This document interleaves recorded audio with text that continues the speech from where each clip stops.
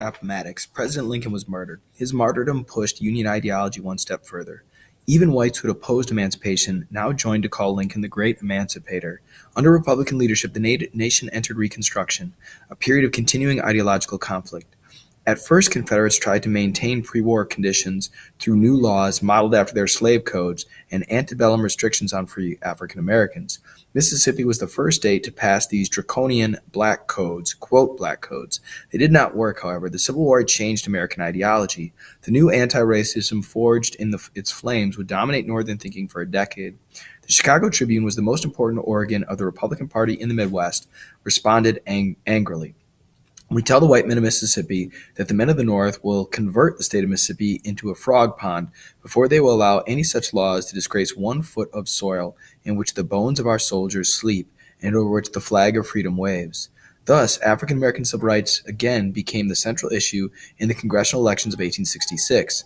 Support Congress and you support the African American, said the Democrats in a campaign broadside featuring a disgusting caricature of an African American. Sustain the president and you protect the white man. Northern voters did not buy it.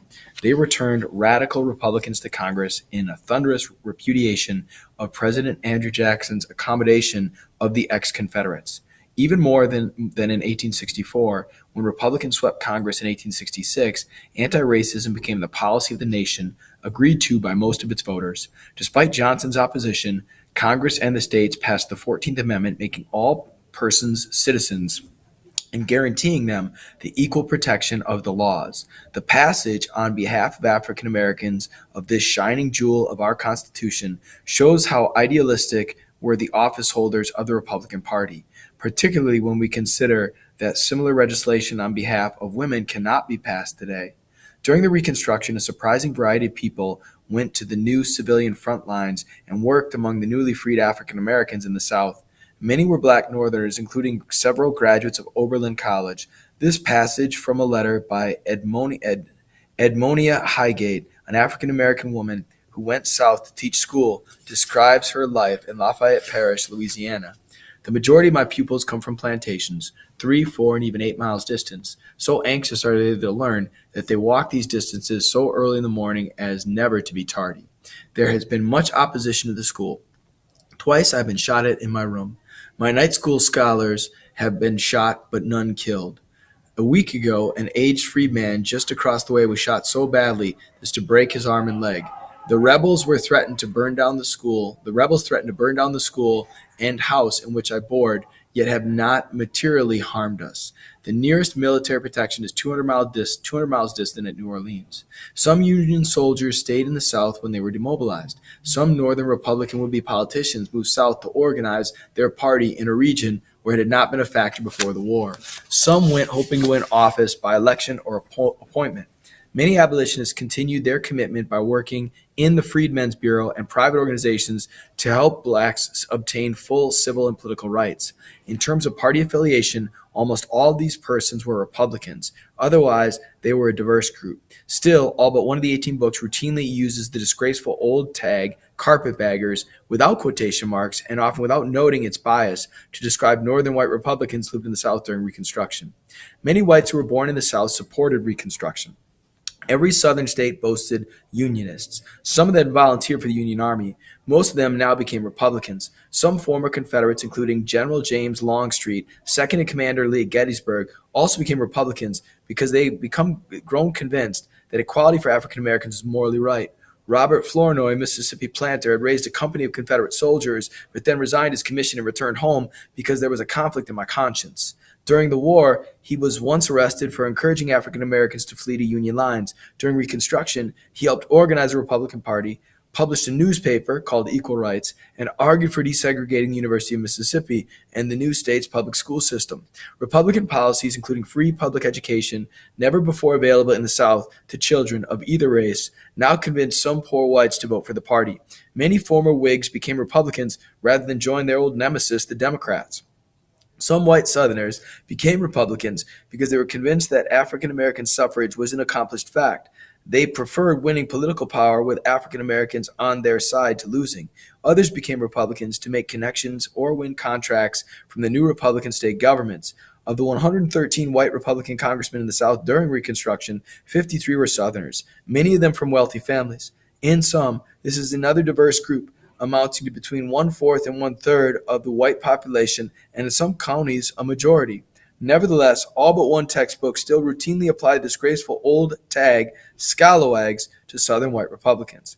Carpetbaggers and scalawags are terms coined by white Southern Democrats to defame their opponents as illegitimate. At the time, newspapers in Mississippi, at least, used Republicans far more often than carpetbaggers or scalawags. Carpetbagger implies that the dregs of Northern society, carrying all their belongings in a carpet bag, had come down to make their fortunes off the prostrate white South. Scalawag means scoundrel. They became terms of choice long after Reconstruction during the nadir of race relations. Then white Americans, North as well as South, found it hard to believe that white Northerners would have gone South to help African Americans without ulterior motives. If authors explained when and why the terms became popular, students would learn something important about Reconstruction, the nadir, and the writing of history. The closest they come is this sentence from the Americans. Although the terms scalawag and carpetbagger were negative labels imposed by political enemies, historians still use the terms when referring to the two groups. Like all the other books, the Americans uses the words as if they were proper historical labels with no quotation marks. Consider this phrase from Pathways to the Present, listing the victims of Klan violence. Carpetbaggers, scalawags, freedmen who become prosperous, even those who had merely learned to read. Why not simply Republicans and African American and white? Or this from the American tradition. Despite Southern white claims to the contrary, the radical regimes were not dominated by African Americans, but by scalawags and carpetbaggers. In reality, scalawags were Southern whites, of course, but this sentence writes them out of the white South just as diehard Confederates have or were wont to do.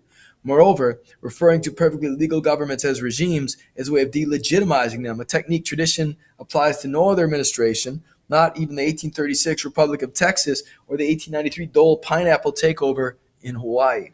To be sure, newer editions of American history textbooks no longer denounce Northerners who participated in Southern politics and society as dishonest adventurers whose only thought was to feather their own nests at the expense of their fellows. As Rise of the American Nation put it in 1861, again the Civil Rights Movement has allowed us to rethink our history, having watched Northerners, black and white, go south to help blacks win civil rights in the 1960s. Today's textbook authors display more sympathy for Northerners who worked with Southern African Americans during Reconstruction.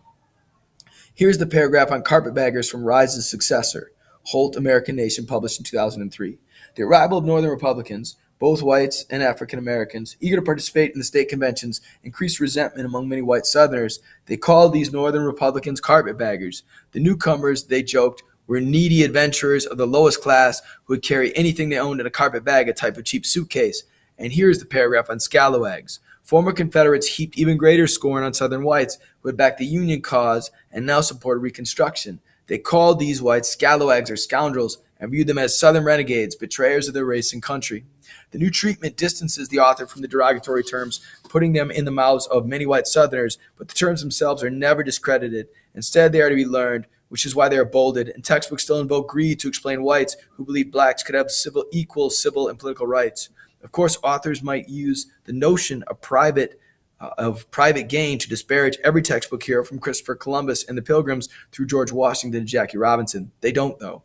Textbooks attribute selfish motives only to characters whom they have little sympathy, such as the idealists in the Reconstruction. The negatives then stick in the mind, cemented by the catchy pejoratives, carpetbaggers, scalawags, while the qualifying phrases, many white Southerners, are likely to be forgotten.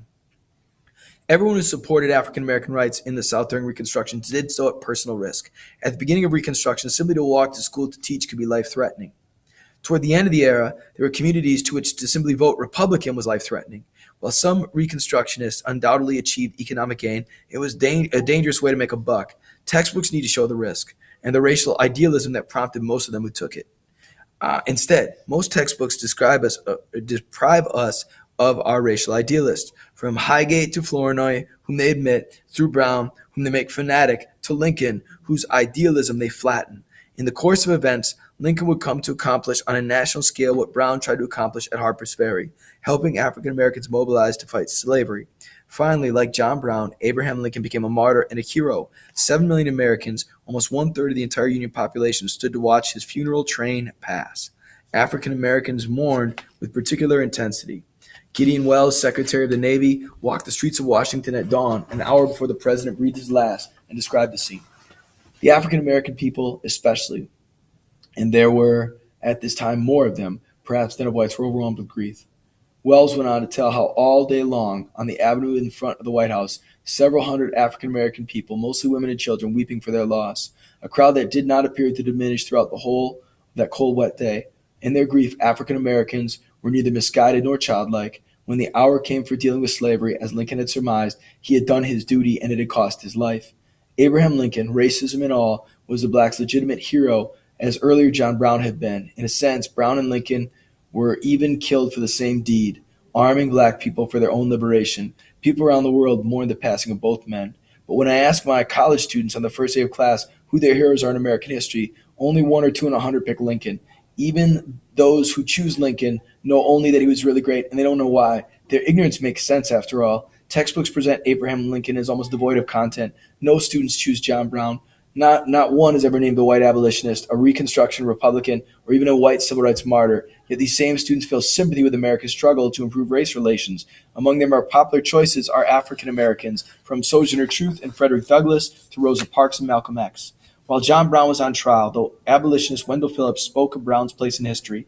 Phillips foresaw that slavery was a cause whose time was passing, and he asked the American people of the future, when slavery was long dead in the civilization of the 20th century, this question: when that day comes, what will be the thought of these first martyrs who teach us how to live and how to die? Phillips meant the question rhetorically. He never dreamt Americans would take no pleasure in those who had helped lead the nation to abolish slavery, or that textbooks would label Brown's small band misguided, if not fanatic, and Brown himself possibly mad. Anti-racism is one of America's great gifts to the world. Its relevance extends far beyond race relations. Anti-racism led to the new birth of freedom after the Civil War, and not only for African Americans. Twice, once in each century, the movement for African American rights triggered the movement for women's rights. Twice, it reinvigorated our democratic spirit, which had been atrophying. Throughout the world, from South Africa to Northern Ireland, movements of oppressed people continue to use tactics and words borrowed from our abolitionist and civil rights movements. The clandestine early meetings of anti-communists in East Germany were marked by singing "We Shall Overcome." Iranians used nonviolent methods borrowed from Thoreau and Martin Luther King Jr. to overthrow their hated Shah. On Ho Chi Minh's desk in Hanoi, on the day he died, lay a biography of John Brown. Among the heroes whose ideas inspired the students at Tiananmen Square and whose words spilled from their lips was Abraham Lincoln. Yet we in America, whose anti-racist idealists are admired around the globe, seem to have lost these men and women as heroes. Our textbooks need to present them in such a way that we might again value our own idealism.